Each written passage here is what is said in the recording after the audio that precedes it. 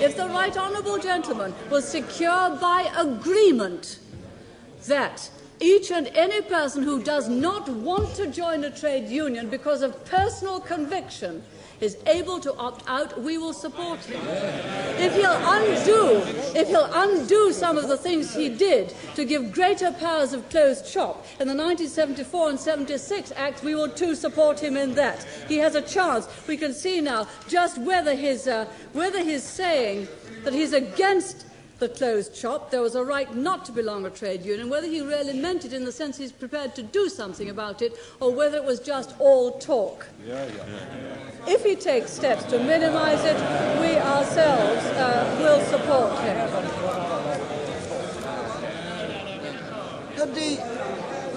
Could the Right Honourable Lady explain to us whether that agreement that has just been reached with the GLC has been reached now under the existing law as it stands with these trade unions who are apparently supposed to have so much power that they're willing to enter into an agreement of that kind? Is she not in fact undermining the whole of her argument precisely because the trade unions in those negotiations have proved that they're quite willing to enter agreements, providing agreements can be freely arrived at? Yes, I'm not, and the honourable gentleman knows that. I believe passionately that no one should be compelled to join a trade union as a condition of keeping his job. The government does not believe that. The government believes and enacted that a person can be compelled to join a trade union. If he doesn't, he will lose his job. That is in the 74 and 76 legislation. And the honourable gentleman knows full well that there are cases in British Railways where people who worked there for years highly satisfactorily lost their job without compensation for the simple reason that this government had passed legislation which enabled that to happen. There are two things: the law itself and the extent to which the trade unions wish to operate it. May I carry on? I am taking rather a lot of time, but I'm not occupying all of it by a very long chalk. And if the Prime Minister will do something to reverse the effect of those two acts which his and his predecessor's government passed, we will indeed support him. Now, the other great complaint which frequently comes is this one.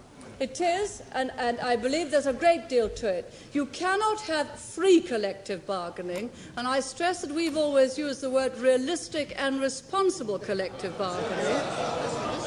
And I will explain the reason. You cannot have free collective bargaining between two sides where there is no true balance of power between the sides.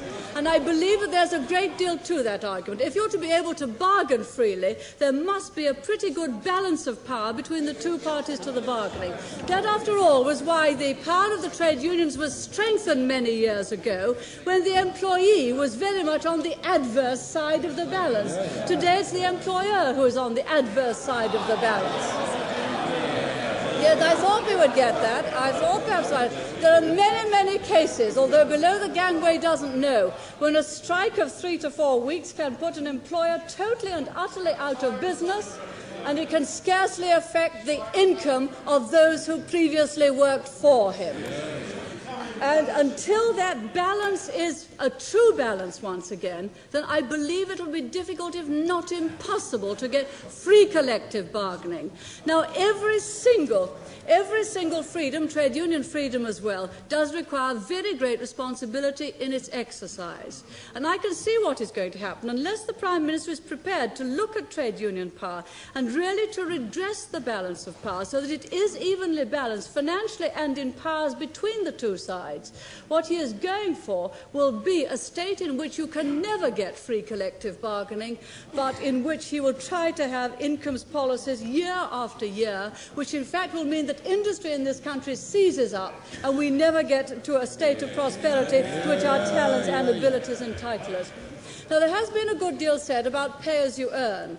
Now, I might point out the most obvious way to deal with this problem is one, of course, which the Chancellor will never take. If you didn't pay so much in tax out of your pay packet, there wouldn't be as much to come back in a strike. Anything like that? nothing like. But he is the Labour Party is the party of high personal income tax. They love it. They increase it every single time they're in. It has many, many effects. It means that people have no incentive to work harder. And it has another side effect too. They all look at their net take-home pay and demand bigger pay increases than they would otherwise get if they paid, in fact, less tax. Now, there are, in fact, some unions which are so powerful that they are able to deprive the community of the essentials of life. Now, there are some occupations which, in fact, would not go on strike at all. The army wouldn't and the police wouldn't. And we should be very, very grateful to them for their loyalty under all kinds of situations. But surely, are there not also other unions whose work is so essential that one would expect them to be prepared to enter into no strike agreements? Would it not be reasonable to take them out of the usual processes of bargaining in return for different methods which could be negotiated with them? Yes, I heard someone say water. I know that we went against the Donovan report and took away the limitation on striking in the water, electricity and gas industries. Some of us think that, with hindsight, that we were ill-advised to do that.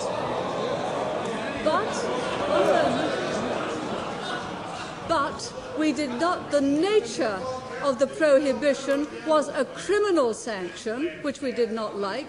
Moreover, it had not been used for many, many years, and there was a third reason, too, that people get round the strike provision and do go-slows or overtime bans. But in fact, Donovan recommended keeping it in to remind people that there were these particular occupations which really were not entitled to inflict immense harm and damage on the community out of all proportion to their numbers. What I'm suggesting to the Prime Minister now is he does enter into negotiations with some of these unions to see if he couldn't get a no-strike arrangement in return for a different method of bargaining which they would find satisfactory. And again, if he does that, we will support him. Now, doubtless, Mr. Speaker, the Prime Minister now regrets his attitude to in place of strife.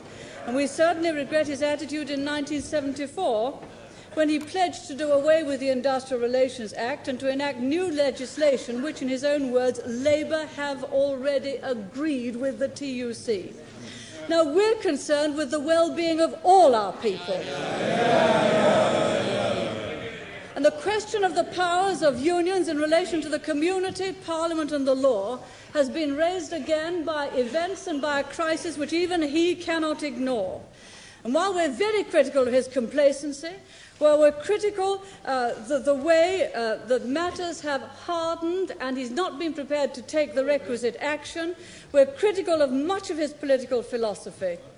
This one matter of trade union power, of taking new laws and new practice against picketing, of releasing the closed shop, and of trying to get more and more secret ballots so that people do not go on strike before they have been consulted about a matter which affects their whole livelihood. If he will agree to take action on these, then we will support him through and through. We believe that this is a matter of great significance for democracy and a free society, and we will support him if he'll take steps to deal with them, and I hope that he will set them in hand soon. May I point out that this is a more generous offer than he ever gave to us when we were in government. I hope that he will take it, and if he doesn't, that he'll step aside for a party that will.